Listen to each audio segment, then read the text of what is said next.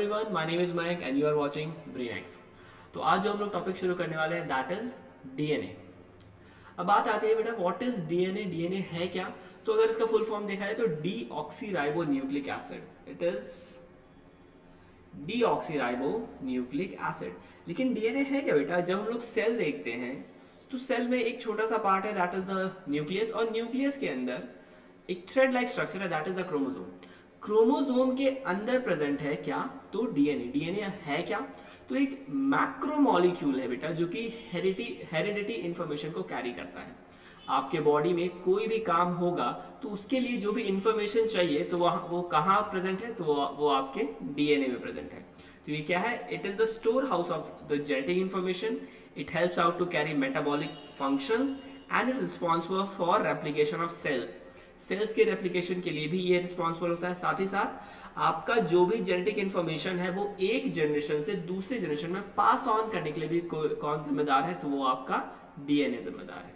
ठीक है।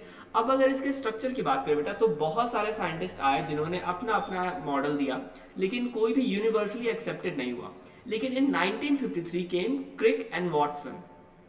Francis Crick and James Watson ने उन्होंने अभी तक का most acceptable form of model of DNA दिया, जिसे हम लोग डबल हेलिक्स मॉडल के नाम से जानते हैं, और इसी के लिए उन्हें 1962 में आगे चल के नोबेल प्राइज मिला।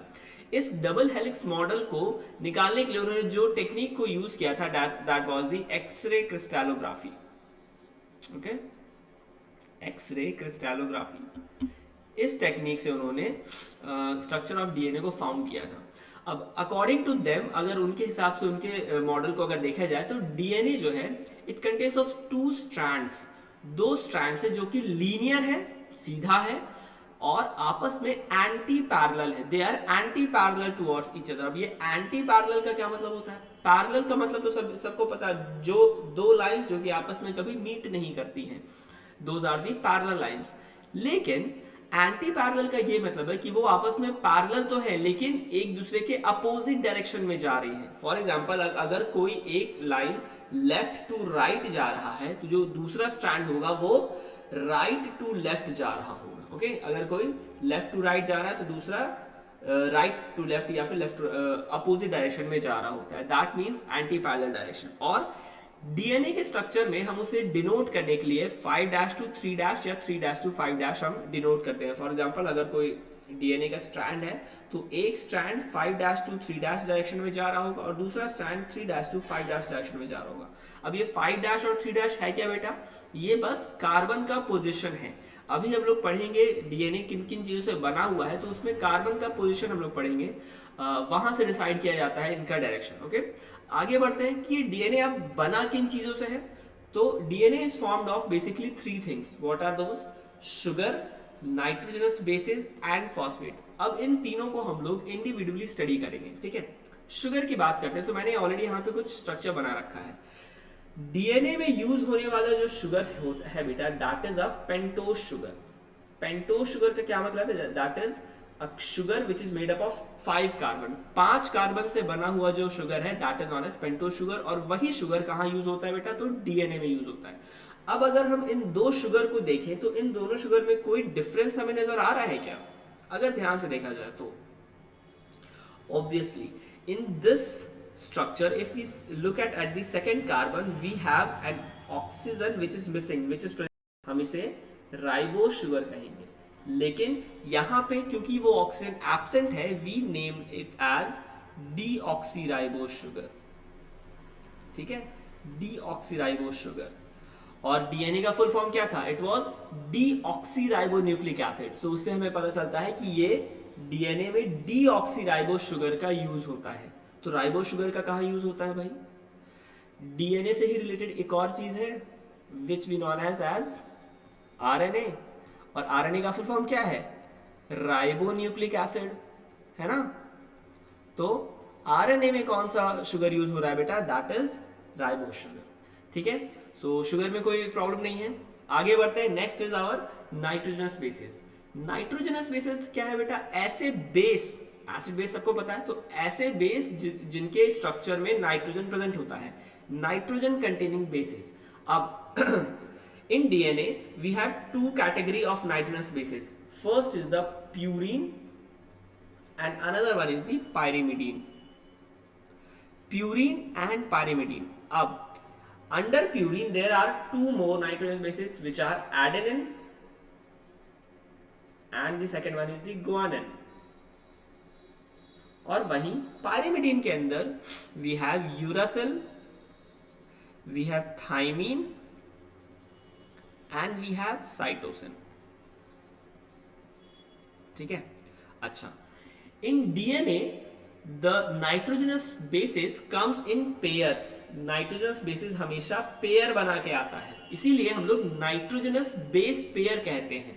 we term them as nitrogenous base pairs. ठीक है, तो एडेनिन के साथ हमेशा थाइमिन पेयर बनाता है और गुआनिन के साथ हमेशा साइटोसिन पेयर बनाता है. This happens in DNA. तो भाई फिर ये यूरासिल क्या कर रहा है, यूरासिल कहाँ यूज आता है? तो in DNA we have adenine with thymine, guanine with cytosine, but in RNA, if we talk about RNA में thymine की जगह uracil ले लेता है. So in RNA we have adenine which is pairing up with uracil and guanine which is pairing up with cytosine. अच्छा, अब ये pairing up तो कर रहा है, लेकिन दो बेसिस को आपस में साथ में रहने के लिए कुछ तो बॉन्ड बनाना पड़ेगा साथ में, है ना, अदरवाइज कैसे रहेगा? तो ये जितने भी रखते हैं नाइट्रोजनस बेसिस है बेटा, they comes together with a bond. और कौन सा bond? That is a hydrogen bond. ये हमेशा हाइड्रोजन बॉन्ड बना के साथ में रहते हैं. ठीक है, adenine and thymine forms 2 hydrogen bonds while guanine and cytosine forms 3 hydrogen bonds. Adenine और थाइमिन 2 हाइड्रोजन बॉन्ड बना के रहेगा और गुआनिन और साइटोसिन 3 हाइड्रोजन बॉन्ड बना के रहेगा. अब अगर मैं यहाँ पे एक चीज और आपको बताऊं, तो वी हैड शुगर. अगर शुगर के साथ नाइट्रोजनस बेस ऐड होता है, जब शुगर के साथ नाइट्रोजनस बेस ऐड होता है, we term it as nucleoside. We term it as nucleoside. और वहीं इस न्यूक्लियोसाइड के साथ अगर फॉस्फेट ऐड हो जाए, then we term it as nucleotide. तब हम उसे न्यूक्लियोटाइड कहते हैं. ठीक है, आगे बढ़ते हैं.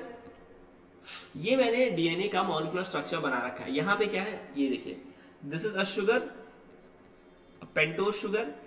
इसके साथ कौन ऐड हो रहा है? एक नाइट्रोजनस बेस ऐड हो रहा है.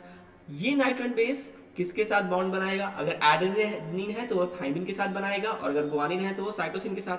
अब एडेनिन बना रहा है तो 2 हाइड्रोजन बॉन्ड के साथ, एक थाइमिन के साथ बॉन्ड बना रहा है, और ये थाइमिन एक और ये थाइमिन जो है ये एक और शुगर के साथ ऑलरेडी एडेड है ना.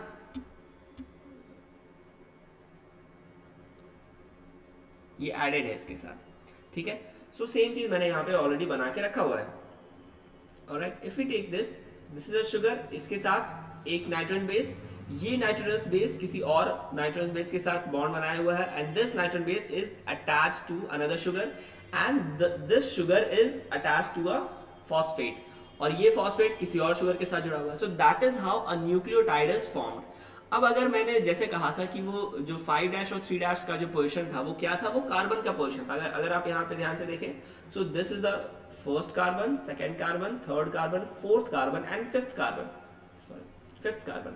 इस कार्बन के साथ नेक्स्ट फॉस्फेट जुड़ेगा, सो दिस इज द 5' डायरेक्शन, और यहीं पे first carbon, second carbon, third carbon. इस थर्ड कार्बन के साथ आगे चल के फॉस्फेट जुड़ेगा, so that is why this is the 3' direction. और सिमिलरली इसका जस्ट उल्टा, यहाँ पे 5' and this is the 3'. So this is how the molecular structure of DNA is formed. अब मैं यहाँ पे थोड़ा कुछ और अगर बताना चाहूँ तो let's see. एडेनिन और थाइमिन 2 हाइड्रोजन बॉन्ड के साथ प्रेजेंट है. गुआनिन और साइटोसिन 3 हाइड्रोजन बॉन्ड के साथ प्रेजेंट है.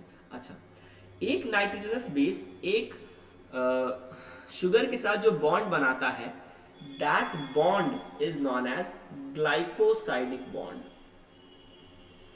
That bond is known as glycosidic bond. ठीक है, और जैसे कि मैंने कहा कि अगर एक शुगर एक नाइट्रोजनस बेस के साथ बॉन्ड बना रहा है, this will be known as a nucleoside. While अगर यही शुगर फॉस्फेट को भी इंक्लूड कर लेता है, then this will be known as nucleotide. ठीक है, so I guess molecular structure तो आपको बहुत अच्छे से क्लियर हो गया होगा।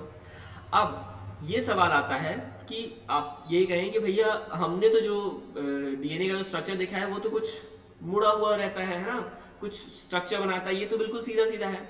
तो अगर मैं इसी को पकड़ के हल्का सा ट्विस्ट कर दूं तो हमें कुछ ऐसा स्ट्रक्चर दिखेगा जो आपको नॉर्मली बुक्स वगैरह में दिखाया जाता है। So this is the double helix structure. अब this is the major groove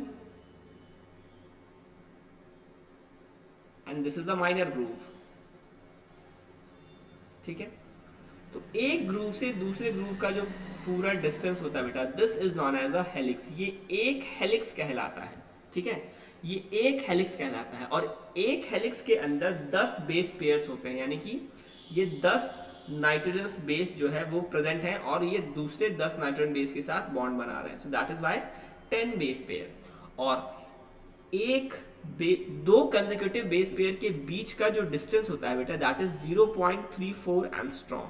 तो अगर दो बेस पेयर के बीच का डिस्टेंस 0.34 एंगस्ट्रॉम है तो 10 बेस पेयर के बीच का डिस्टेंस कितना हो जाएगा? It will be 3.4 angstrom.